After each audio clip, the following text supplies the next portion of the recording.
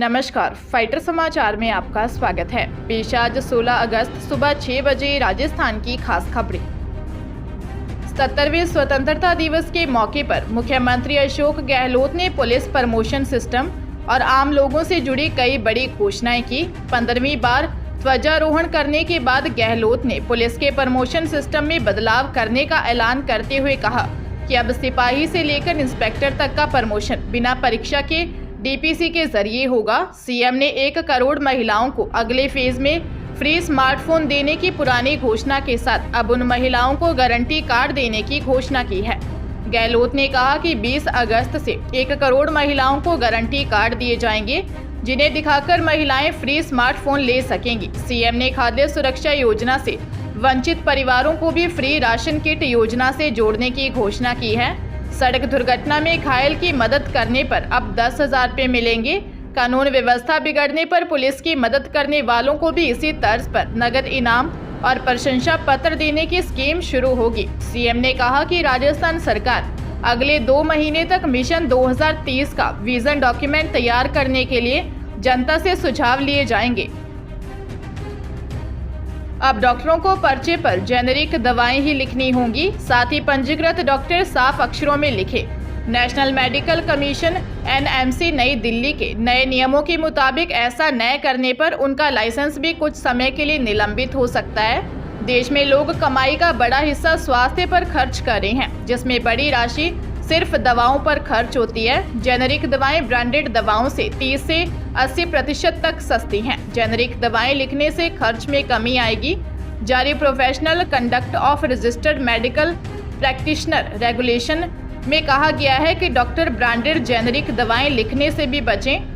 Registered doctor generic नाम से दवा लिखें। नियम का उल्लंघन होने पर डॉक्टर को रेगुलेशन के प्रति सतर्क रहने की चेतावनी दी जा सकती है या पेशेवर प्रशिक्षण के लिए ट्रेनिंग में शामिल होने को कहा जा सकता है।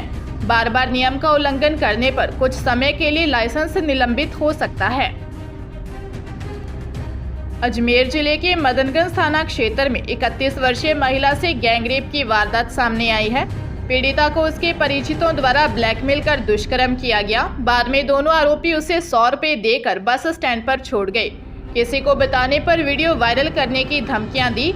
मदनगंज थाने में पीड़िता ने बताया कि वह दवाई लेने के लिए अस्पताल गई तो इस दौरान उसका परिचित और एक अन्य व्यक्ति बाइक पर आए और उसे बैठाकर एक घर में ले गए, जहां दोनों ने दुष्कर्म किया और उसका अश्लील वीडियो बना लिया। पीड़िता ने बताया कि पूर्व में लगभग 2 वर्ष पहले उसे शादी का झांसा देकर आरोपी ने शारीरिक संबंध बनाए थे। वीडियो और फोटो के माध्यम से ब्लैकमेल कर रहा था। पुलिस मामले की जांच कर रही है।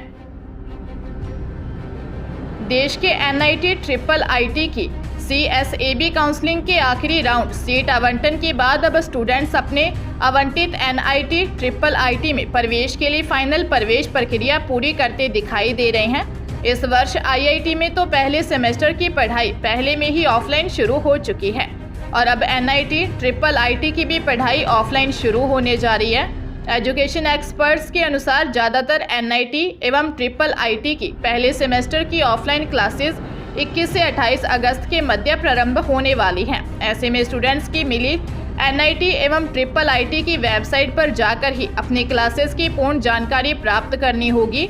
साथ ही स्टूडेंट्स को सीएसएबी काउंसलिंग के अंतिम राउंड में आवंटित कॉलेज की वेबसाइट पर जाकर अपने कॉलेज की फाइनल प्रवेश प्रक्रिया की समस्त जानकारी प्राप्त करनी होगी। हनुमानगढ़ जिले में बाइक पर सवार होकर आए अज्ञात व्यक्ति ने कपड़ों के व्यापारी से रुपयों से भरा बैग छीना और फरार हो गया। घटना संगरिया कस्बे की है। एकाएक हुई इस वारदात से व्यापारी हक्का बक्का रह गया। उसने इसकी जानकारी तुरंत संगरिया पुलिस को दी।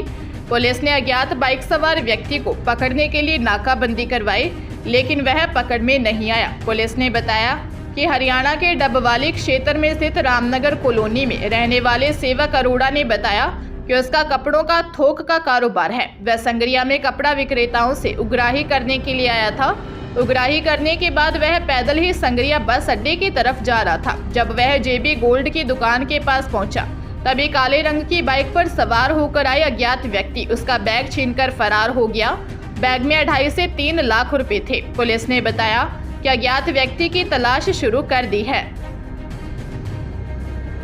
जयपुर में हैंडीक्राफ्ट बिजनेसमैन 48 वर्षीय लतेश गोयल की संदिग्ध परिस्थितियों में 15 फीट ऊंची बालकनी से गिरने पर मौत हो गई। बिजनेसमैन के बेटे ने मामले में अपनी पत्नी के खिलाफ मर्डर का मुकदमा दर्ज करवाया है। उस पत्नी पर, जिसके साथ उसने 6 महीने पहले लव मैरिज की थी, आरोप है कि पिता को बालकनी से धक्का देकर गिराने के बाद उसकी पत्नी कैश और गहने लेकर फरार हो गई। नारायण धाम में रहने वाले मृतक के बेटे हनी ने बताया, झूलेलाल कॉलोनी की रहने वाली 22 वर्षीय स्नेहा से 15 फरवरी 2023 को लव मैरिज की थी। शादी के 10 दिन बाद से स्नेहा का बर्ताव बदल गया।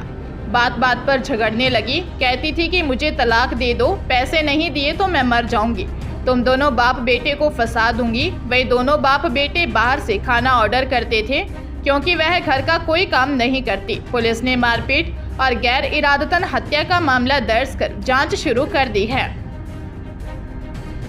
प्रदेश में नवगठित जिलों में से 6 जिलों में जल्द ही जिला परिवहन अधिकारी कार्यालय शुरू किए जाएंगे। जिलों के गठन के बाद जिन जिलों में डीटीओ ऑफिस नहीं थे, वहां जिला स्तरीय कार्यालयों के प्रस्ताव तैयार किए गए। परिवहन मंत्री बृजेंद्र सिंह ओला ने सभी प्रस्तावों को अनुमति दे दी है। बजट के लिए फाइल वित्त विभाग को भेजी है। इसी महीने के अंत तक सभी डीटीओ ऑफिस शुरू होने की संभावना है। सांचौर, डीग, अनूपगढ़, खैरथल, तिजारा, गंगापुर सिटी व नीमका थाना में डीटीओ कार्यालय नए सिरे से बनाए जाएंगे। नीमका थाना जिले में शामिल खेतड़ी तहसील में डीटीओ कार्यालय है। अब नीमका थाना में दफ्तर शुरू किया जाएगा। सांचौर में अभी तक उप परिवहन कार्यालय था, अब उसकी जगह डीटीओ ऑफिस बनेगा। दौसा जिले में स्थित मेहंदीपुर बालाजी धाम के नजदीक भीषण सड़क हादसा हो गया। हादसे में एक युवक की मौत हो गई और 22 लोग इस हादसे में घायल हैं। कुछ ही हालत बेहद गंभीर है। हादसे के बाद हंगामा मचा हुआ है। दरअसल सुबह पद यात्रा में शामिल कई लोग बालाजी के दर्शन के लिए आ रहे थे, लेकिन बालाजी के मंदिर से कुछ पहले ही एक ट्रेलर ने पद यात्रियों को कुचल डाला। महुआ थाना पुलिस ने बताया कि मंडावर थाना इलाके में स्थित पाखर सेकंड गांव में रहने वाले बैरवा समाज के लोग मेहंदीपुर बालाजी मंदिर में पद यात्रा लेकर आ रहे थे। पटोली क्षेत्र से गुजरने के दौरान एक बेकाबू ट्रेलर ने पद यात्रा को कुचल दिया। हादसे में तोताराम बैरवा नाम के व्यक्ति की मौत हो गई। 22 लोग गंभीर घायल हैं। पुलिस ने ट्रेलर को जब्त कर मामले की जांच शुरू कर दी है। राजस्थान में एक बार फिर मौसम बदलने वाला है। मौसम बदलने से आज और कल बारिश हो सकती है। मौसम करवट बदलेगा और फिर बरसात की स्थिति बन सकती है। मौसम विभाग के अनुसार पूर्वी राजस्थान के भरतपुर संभाग में आज 16 अगस्त व कोटा संभाग में कल 17 अगस्त को कुछ भागों में हल्की से मध्यम बारिश होने की संभावना है। शेष अधिकतर भागों में मौसम मुख्यतः शुष्क व छुटपुट स्थानों पर हल्की बारिश होने की संभावना है। पश्चिमी राजस्थान के बीकानेर व जोधपुर संभाग के अधिकतर भागों में आगामी 10 दिनों के दौरान कमजोर मानसून परिस्थितियां जारी रहने व अधिकतर भागों में मौसम मुख्यतः शुष्क रहने की प्रबल संभावना है।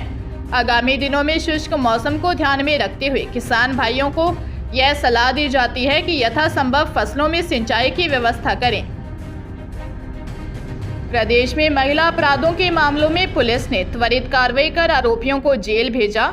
अब राजस्थान पुलिस ने बेटियों की सुरक्षा के लिए अभियान ऑपरेशन गरिमा शुरू किया है। पुलिस अधिकारी स्कूलों, सामाजिक प्रोग्राम में जाकर बच्चों को गुड टच, बैड टच के बारे में बता रहे हैं। बेटियों को सिखाया जा रहा है कि कुछ भी गलत होने पर बिना डरे अपने परिजनों को बताएं। पुलिस हेल्पलाइन नंबर भी दिए जा रहे हैं। हर स्कूलों में गरिमा शिकायत बॉक्स की शुरुआत भी की गई है। करौली जिले की थाना बालघाट द्वारा राजकीय बालिका उच्च माध्यमिक स्कूल नांगल शेरपुर में भारत की बेटियों एवं महिलाओं को अपने अधिकारों के प्रति जागरूक किया। अलवर जिले के राजगढ़ थाना क्षेत्र के बावड़ी के पेट्रोल पंप के पास 2 बाइक में टक्कर हो गई, जिससे एक 55 साल के व्यक्ति की मौत हो गई, दूसरा गंभीर घायल हो गया। जानकारी के अनुसार राजगढ़ थाना क्षेत्र के फिरोजपुर स्थित मोती का बास गांव निवासी 55 वर्षीय कालूराम सैनी मिस्त्री काम करने बावड़ी जा रहा था। तभी रास्ते में पेट्रोल पंप के समीप तेज गति से आ रहे एक अन्य बाइक चालक ने ओवरटेक करने के प्रयास में बाइक को टक्कर मार दी। इससे कालूराम सैनी की मौके पर ही मौत हो गई, वहीं दूसरा अन्य व्यक्ति गंभीर रूप से घायल हो गया। पुलिस ने मामला दर्ज कर जांच शुरू कर दी है।